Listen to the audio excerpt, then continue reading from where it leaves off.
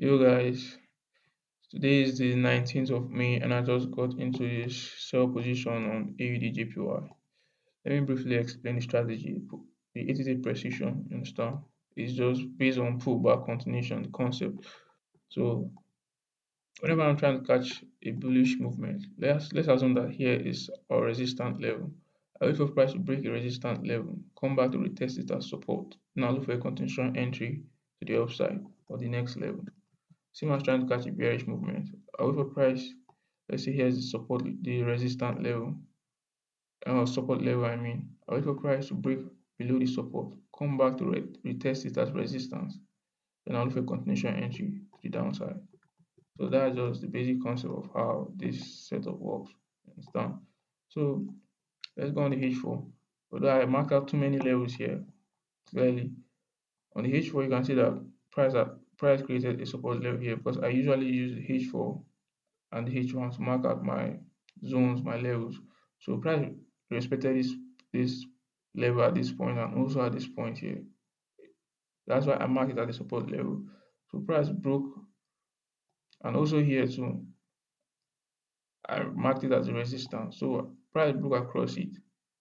You understand? Broke across this resistance, came back down, did not respect this this place as a support, broke below, entirely. Then I came back up to retest this place as resistance. You understand? This previous support level here, this previous resistance, like sorry, this previous support level, it did not respect it, but it respected the previous resistance level at this point. So price came to retest this point as a resistance.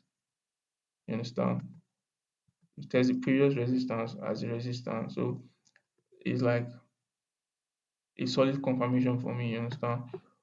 Because that's part of my confidence. Like when price reject a level multiple times, it serves as like it's a valid level. And another reason I didn't use this level is because price has invalidated it on the H4, closing below this level, which completely like invalidates it like partially. You understand? So another confluence I used to validate if this level is also like to validate my levels, you understand? I wait for 50 EMA alignment on both on the H1 or the H4. If this 50 EMA aligns, like shows some alignment there, I know that okay, yeah, this level price is actually going to respect it. You understand? So that's just the whole entire concept on this. And and I also marked, well, my initial bias was for buys. I was looking for buys. So this invalidation level here was for buys. Like I marked it out for buys because once price takes out this level, the whole like the entire buy movement is invalidated, except maybe news event comes or like because this market you can't predict exactly where price is going. You can't just like anticipate of what is going to happen. You know, so I cannot just get the exact prediction. It's just you anticipating where price is going to, and then like putting your money where your mouth is, like banking on it. That's how this market works. So I also use the Fibonacci tool to confirm if this level is also valid for like to take my entry. So I draw my Fibonacci from point A at this point to point B. Understand? Point A to point B, from swing high to the swing low.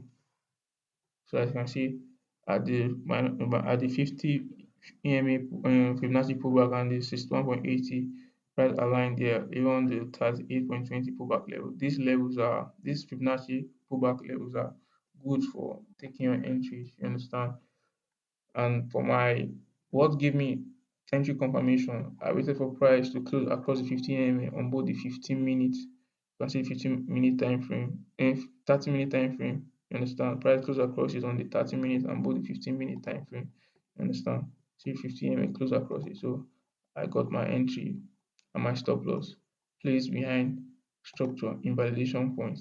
If price takes me out at this point, the whole sell movement is invalidated. You understand? So I put my stop loss behind it and took my sell position. Immediately price closed below the 50 EMA. Even on 1 hour too, it closed across it.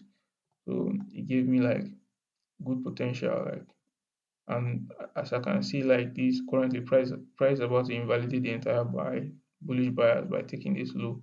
Once price takes out this low, like definitely price will like there's a higher chance that price will rise to this point. You understand? Here is my take profit one because I've been seeing price rejecting multiple times on zones and levels, and I've given back money to the market. I will see myself floating in profit multiple times, but it will reverse and hit me at break even or stop loss sometimes because I didn't notice some rejections and heavy levels that price will likely have issue to break. You understand? Like this level, you can see there's a cluster at this level. So I just set my partial profit level at this point. When price gets to this point, take half of the profit, then let the rest run. Half of the profit at 1 to 2 and let the rest run. You understand? And my target levels, I use the Fibonacci extension, my levels, and it works 95% of the time. You can see from point A to point B. You can see the final target at the minus is 1.80 with the extension, and it also align on the H4. As you can see, everything is just there alignment. And you can see the overall chart is displaying like multiple rejection, like a double top, meaning there will be potential reversal.